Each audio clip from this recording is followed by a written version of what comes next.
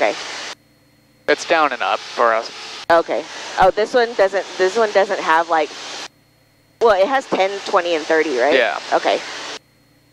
But it's different for all planes in the flap settings? Yeah. Okay. Like for us, we can't put in our 10 degrees of flaps unless we're under 110 knots. For our 20 and 30, it's below 85 knots. Oh, I see. Okay. Yeah. Like it just won't allow you to put? No, it will. Oh, okay. It's very possible that we could bend. Oh, okay. Yeah, I see. Yeah. Okay, we don't want to do that.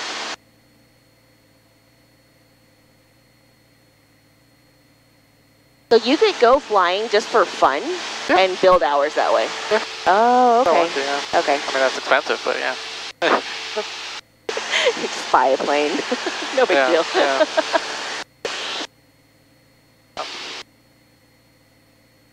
Wow. And so do you see this, do you see kind of like a visible line in the water? Yes. Alright, so that is what you're seeing is a wind line. Okay.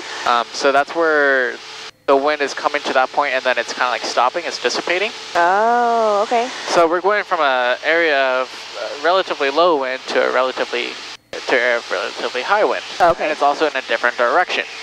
So that's what that is called, is wind shear. Oh, okay. Yeah. And in this wind shear, this is why we're feeling turbulence again. I see. Is because we're getting close to it. Oh, okay.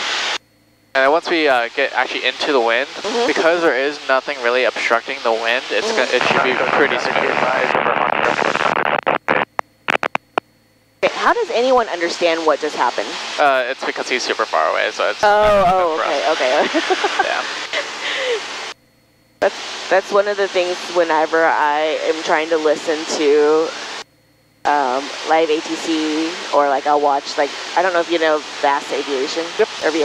So I'll watch those, and then sometimes it's such a garbled mess. I can't understand it. No, it is. Okay. And that's truly how it sounds. I thought maybe it was clearer on the headsets. No, that's exactly how it sounds. But nobody ever seems to say, like, what did you just say? Or, like, repeat. Yeah, I mean, sometimes if ATC is like that, well, just say again, you came in broken. Oh, okay. So here is nice because you can actually use the water to your advantage, like to read the wind. Okay. Interesting. That with once I'm actually into there, I can judge on how fast the wind is going too. Oh wow. Okay. But the wind's down at the surface versus up in the air, because we're at 1,200 feet right now. Are two different things. Okay. Right. So I can have a general idea. Okay.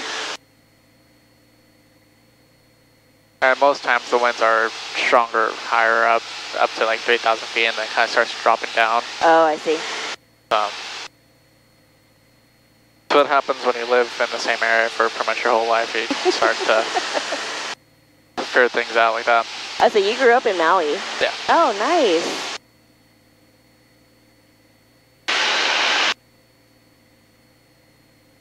So you have all the good spots, and we need to pick your brain. Yeah. Right now we're going over. So this is Molokai.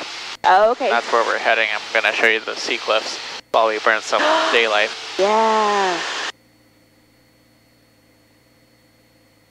Do you like flying in the clouds? In the clouds? Mm-hmm. So IFR stuff? Yeah, it's cool. I mean, it's kind of boring, but yeah, it's cool. I'm just wondering, like, how disorienting it really gets. Oh, it can be very disorientating. Yeah. Yeah. That's why you gotta fully rely on your instruments instead of the instruments inside your head. Yes. You gotta rely on these. I see. Because what your head is telling you versus what these are telling you could very, very easily be two different things. I see. Very easily. Especially at night too. Oh yeah. Yeah. Because like if you're focused on a light, like a house light or whatever, or street lamp out there, the perspective of it is constantly changing, and if you're not flying directly toward it and you're flying a little bit off to it, you could actually think that you're in a slight bank, and you'll actually start very slowly banking, and that's how people die. I see. Okay. They're fixated out there and not relying on their instruments. I see. Or verifying what they're seeing with their instruments. Yeah, okay. Yeah. So the bank angle, how much is it before the plane can't sustain flight anymore? Pretty far. I mean, you could hold maybe 70 knots. Oh, okay. Or, sorry, 70 degrees. Uh-huh. Yeah. Wow, that's pretty far. Yeah. You're essentially just laying on your side. Yeah.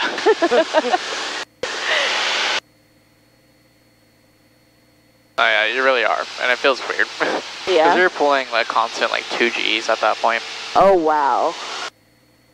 That's kind of, you know, it sounds very simplistic, and I'm sure it doesn't work that way. But you know, you would think like, okay, if you're banked that far, I mean, you're pressed. You know, you would feel pressure like that you're pressing against the door or something, because there's still gravity. If you're doing it right, you'll actually feel just pressure just straight down.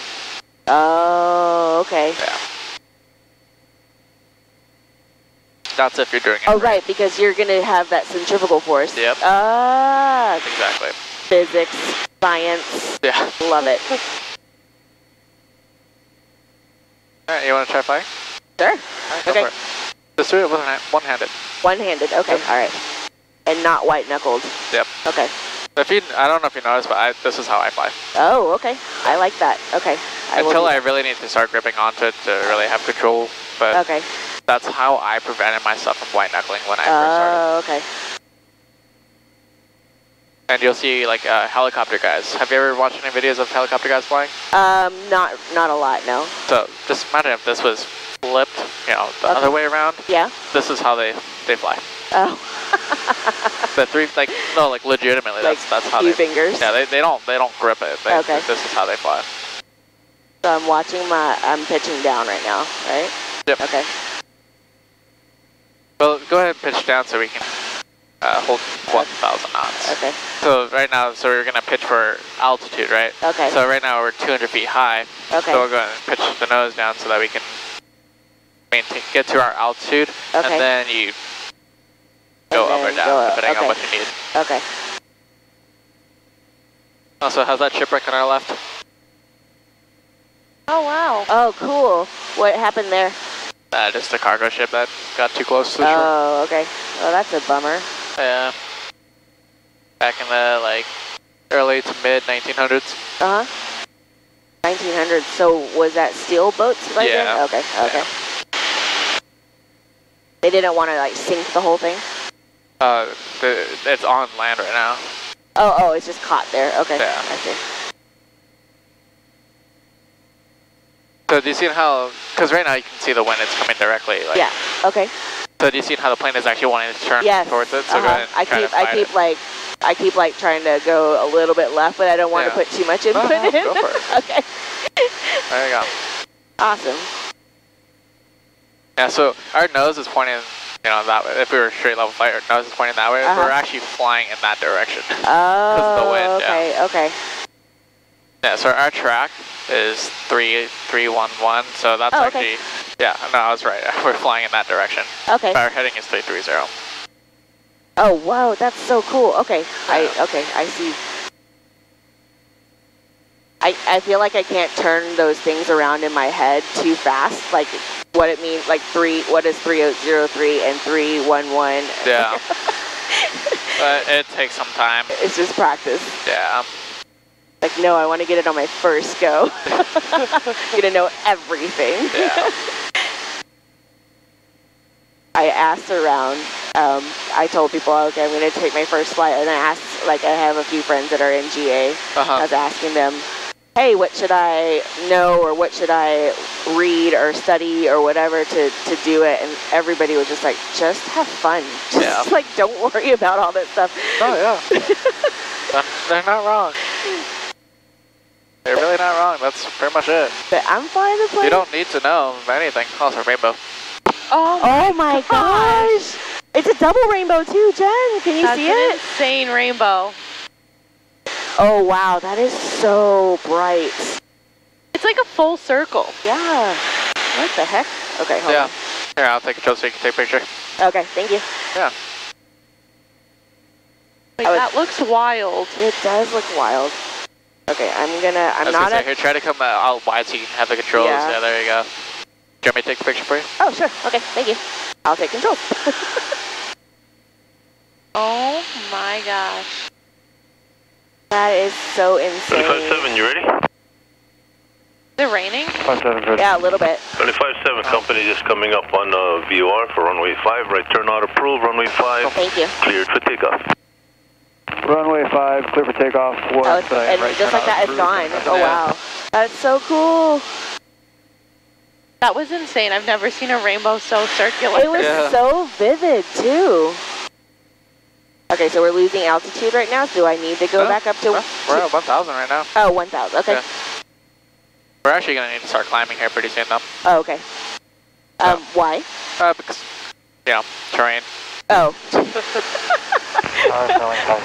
this one have the pull-up terrain? 25-6, nope, it does not. Runway 5, it does not? southeast bound. Oh. Runway 5, cleared That's what your eyes are for. 050 at 1 gust 24. Alright, so go ahead and pitch the nose up. So we're actually going to, do you see this needle? So try to keep it right at 80 knots. Okay.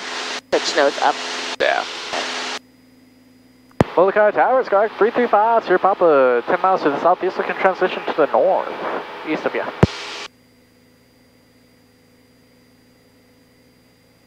You're a pro, Annie.